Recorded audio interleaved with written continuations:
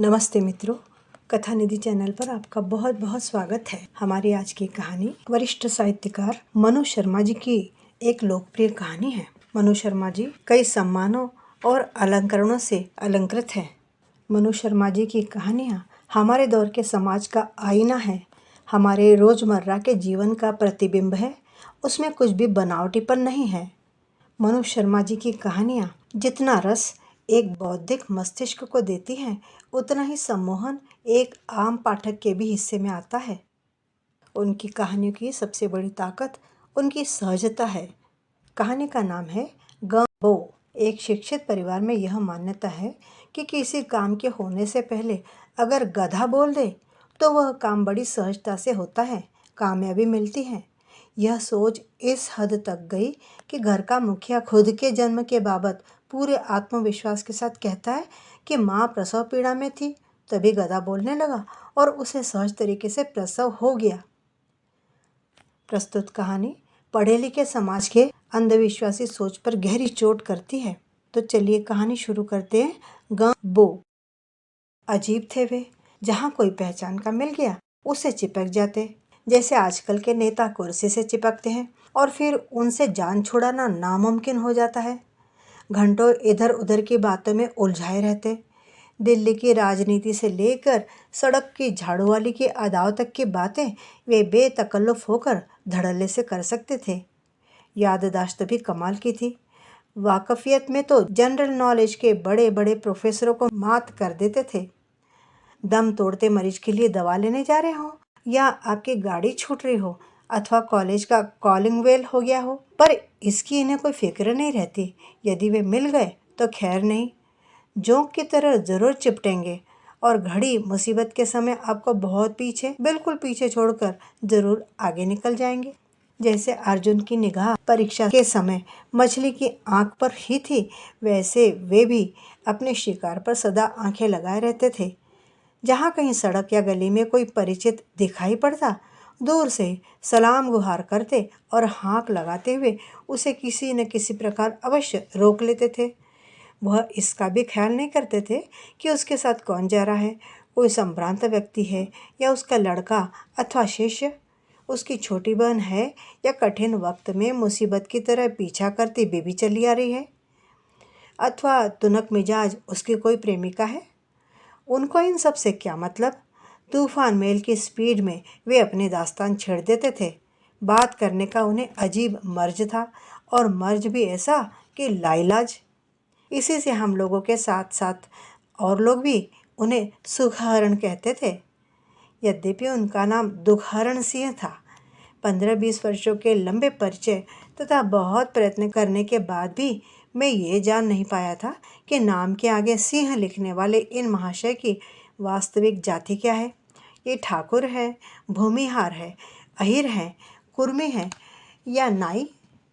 ये प्रकृति और स्वभाव से तो पंचसकार चूर्ण की तरह इनमें पांचों जातियों का आनुपातिक मिश्रण ज्ञात होता था। उनकी धंगलई में उनकी ठकुराई, हर बात की चौकसी से किसी और भी मोड़कर अपना उल्लू सीधा करने की योग्यता में उनका भूमिहारपना, किसी व्यक्ति को उजड्डों की तरह हाँक लगाकर रोक लेने में उनका अहिरत्व, बात करते ही करते किसी चाय की दुकान में बैठकर उल्टे छुरे से साफ मूड लेने में उनका नाइत्व, तथा अवसर के समय पैसा न निकालकर केवल टेंट सहलाते रह जाने की निपुणता में उनका कुर्मीपन स्पष्ट लक्षित होता था। मुझ पर भी शामत ही सवार थी उस दिन, जो आज सवेरे निकल पड़ा। बात यूँ हुई कि धोबिन कई दिनों से आई नहीं थी, कपड़े गंदे हो रहे थे। मैं उसके घर जा रहा था। सिंह साहब खुद तो नहीं, पर उनका घर अवश्य ही धोबिन के घर का बगलगीर था। मुझे आते देखकर वे परम आह्लादित से दिखाई दिए और बिना किसी भूमिका के बात करते हुए बोले, शर्मा जी, राधा इस वर्ष इंटर की परीक्षा दे रही है, आप उसे इम्पोर्टेंट बता दीजिए। इस समय तो मुझे छुट्टी नहीं है, घर में कोई था नहीं, कपड़े लेने की गरज से चला हूँ, बहुत ही आवश्यक कार्य से जाना है, फिर कभी का रखिए। मैंने कहा, नहीं साहब, ऐसे कैसे होगा, वे बहुत अधिकार के साथ कहते रहे। बाबा कबीरदास का वो दोहा आपको याद नहीं है क्या? काल करे सो आज कर, आज करे सो अब, अरे जनाब, बड़े लोग कह गए हैं कि जो वक्त चला जाता है वो फिर थोड़े ही आता है। पता नहीं आज आप किस शुभ घड़ी में निकल आए, मैं आपको छोड़ नहीं सकता। निदान वे मुझे फंसा कर ले ही गए, सही माने में वे मुझे किडनैप करके ले गए। राधा बुलाई गई। उसने किताब खोलकर जो ही मेरे सामने रखी, तो ही बगल के घर से गधा तार सप्तक में बोल पड़ा। सिंह साहब ने परम गदगद होकर कहा, देखा राधा, कमाल हो गया। इस समय मास्टर साहब जो बताएंगे देख लेना, हूबहू वही आएगा पर्चे में। इस अप्रत्याशित प्रसन्नता का कारण मुझे कुछ समझ में नहीं आया। मैंने पूछा, ऐसी कौन सी बात हो गई सिंह साहब? उन्होंने हंसते हुए कहा, आपके बोलने से पहले गधा बोल पड़ा है। तो इससे क्या? जिस कार्य के करने से पूर्व गधा बोल देता है, उस कार्य का परिणाम सदा अच्छा ही होता है। तो क्या आप गधे को ज्योतिषी मानते हैं? और नहीं तो क्या, न 100 ज्योतिषी और न एक गधा। आदमी की बात झूठी हो सकती है, पर गधे की बात कभी झूठी नहीं होती। तब आप इम्पोर्टेंट गधे से ही पूछ लीजिए। मेरे स्वर में व्यंग्य के साथ थोड़ी सी रुक्षता भी थी। हाँ, पूछ तो रही हूँ, वे धीरे धीरे बुदबुदाए। फिर अचानक उन्होंने अपने को संभाल कर कहा, मास्टर जी, आप नाराज़ हो गए क्या? आप विश्वास कीजिए, मैं बहुत अनुभव की बात कर रहा हूँ। राधा की माँ को गर्भ था। अचानक वो बहुत बीमार पड़ गई। असह्य पीड़ा हो रही थी। मैं तो घबरा गया। रातों रात उसे लेकर अस्पताल चला। रिक्शे पर बैठा नहीं था कि गधा बोला। अस्पताल में जाते ही लड़का हो गया। हम लोगों को तो उम्मीद थी कि इस बार भी लड़की ही होगी। आखिर ऐसी उम्मीद आपने क्यों बना रखी थी? उस बार आसार ऐसे ही थे। इससे पहले मुझे सब लड़कियां ही हुई थी। क्या मैं ये मान लूँ कि गधे के रेंकने के कारण ही आपको पुत्र रत्न की प्राप्ति हुई है? मैंने हंसते हुए पूछा। आप भले ही हंस ले, पर बात तो ऐसी ही है। यदि गधा न बोला होता तो मुझे अपने इकलौते बेटे का मुंह देखना नसीब न होता। मुझे उनकी बातों पर हंसी आ रही थी, फिर भी मैं गंभीर बना रहा। मैंने पूछा, आप घर में पैदा हुए थे या अस्पताल में? अरे वाह जी मास्टर जी, आपने भी क्या पूछा? भला मेरे जन्म के समय अस्पताल का कोई रिवाज था? आखिर आपके पूछने का मतलब क्या है? यदि आप अस्पताल में पैदा हुए होते तो मैं आपसे पूछता कि जब आपकी माँ अस्पताल गई थी तब गधा बोला था या नहीं? मैंने कहा, नहीं, मेरी माँ अस्पताल नहीं गई थी, पर आप यकीन कीजिए कि मेरे जन्म के पूर्व जरूर कहीं न कहीं गधा बोला ही होगा। अपनी दृष्टि में उसकी शुभ बोली का ही परिणाम हूँ मैं। मुझे हंसी आ गई। मैंने हंसते हुए कहा, तब तो आप एक गधा अवश्य पाल लीजिए। पर अपने पाले हुए गधे के बोलने पर शुभ फल नहीं होता। जैसे रास्ते में मुर्दा देखना शुभ होता है, किंतु वह दूसरे घर का होना चाहिए। अपने घर का मुर्दा तो मूर्तिमान अशुभ है, वैसे ही अपने घर के गधे का बोलना भी शुभ फल न देकर अशुभ फल ही देगा। मैं हंसता हुआ सिंह साहब के तर्क पर देर तक हंसता रहा। फिर वे मुझे समझाने की हर चंद कोशिश कर रहे थे। आप इसे झूठ मानते हैं मास्टर जी? आप पढ़े लिखे आदमी हैं ना, दिमाग खराब हो गया है। अनुभवजन्य बातों में आपका विश्वास नहीं रहा। आप विश्वास कीजिए, मैं अभी आपको हाल की एक घटना सुनाता हूँ। गत 3 दिसंबर को जब पाकिस्तान ने भारत पर आक्रमण किया था और रात में प्रधानमंत्री राष्ट्र के नाम अपना महत्वपूर्ण भाषण प्रसारित कर रही थी, तब गधा बोला था। मैंने सुबह उठते ही सारे मोहल्ले में कहला दिया कि इस लड़ाई में भारत अवश्य जीतेगा। और जब जीत हो गई तब सभी लोगों ने गधे की बोली की महत्ता स्वीकार कर ली।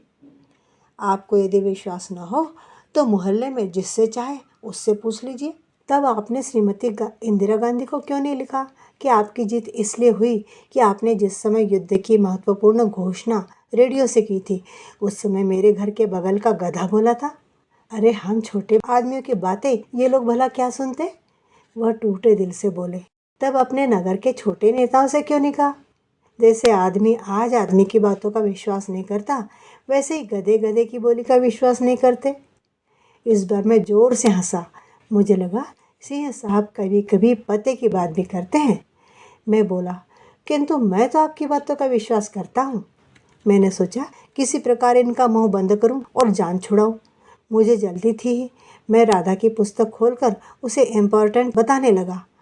मैंने उसकी पुस्तक में समीक्षा की दृष्टि से महत्वपूर्ण स्थलों पर निशाना लगाना आरंभ कर दिया। मैंने देखा ऐसे स्थलों पर तो पहले से निशान लगे हैं और ग बो लिखा है। मैंने सोचा राधा की अध्यापिका ने इम्पोर्टेंट बता दी है, निशान जो लगे वे ठीक स्थलों पर ही लगे हैं। हो न हो ग बो कहीं राधा की हिंदी अध्यापिका के नाम का संक्षिप्त रूप होगा। तुम्हारी अध्यापिका ने जो इम्पोर्टेंट बताए हैं तुम उन्हीं स्थलों को तैयार कर लो। उन्होंने खूब सोच विचार कर निशान लगवाए हैं। मैंने कहा मेरी अध्यापिका ने तो मुझे कुछ नहीं बताया है। वह आश्चर्यचकित होकर बोली, क्यों, इसमें निशान तो लगे हैं। मैंने निशान लगे स्थलों से दिखाए। वह हंसने लगी। क्या मैं भूल कर रहा हूँ? वह मेरी मूर्खता पर तो नहीं हंस रही। मैंने अपने मस्तिष्क पर जोर डाला, सोचने लगा ग बो से कौन सा नाम हो सकता है। गणिका बोस, गरिमा बोस, या फिर गणिका बोस तो कोई भला आदमी अपनी बालिका का नाम क्यों रखेगा। जरूर ही यह नाम गरिमा बोस होगा। क्या तुम्हारी अध्यापिका का नाम गरिमा बोस है? मैंने पूछा। वह और जोर से हंसी। मेरी भूल का वह सही से अंदाज़ा लगा बैठी। उसने कहा ग बो हमारी किसी भी अध्यापिका के नाम का संक्षिप्त रूप नहीं है। जिन जिन स्थलों पर पढ़ते समय गधा बोला था मैंने स्वयं उन स्थलों पर निशान लगाया है, ग बो लिख दिया। मतलब कि गधा बोला। इतना सुनने के बाद मेरी क्या स्थिति हुई होगी इसे आप आसानी से समझ सकते हैं। मुझे ऐसा लगा कि खुद मूर्खता मुझे जोर से गुदगुदा रही है, फिर भी मैं अपनी हंसी रोके रहा किसी तरह से। अब मुझे बहाना मिला। मैं उठकर चलते हुए बोला, जब गधे ने तुम्हें इम्पोर्टेंट बता दी है तब मेरी क्या आवश्यकता है। उन्हीं स्थलों को तैयार करो, वही जरूर आएंगे। मैं सिर पर पैर रखकर 9-2-11 हुआ। सिंह साहब चिल्लाते रह गए, अरे धोबिन के यहाँ से कपड़े तो लेते जाइए जनाब। किंतु अब उनकी सुनकर मैं नई जहमत मोल लेने वाला नहीं था। तो मित्रों, मनु शर्मा जी की हास्य व्यंग कथा आपको कैसे लगी कमेंट बॉक्स में लिखिए और चैनल को लाइक और सब्सक्राइब कर लीजिए। कहानी सुनने के लिए बहुत बहुत धन्यवाद। आपका दिन शुभ हो।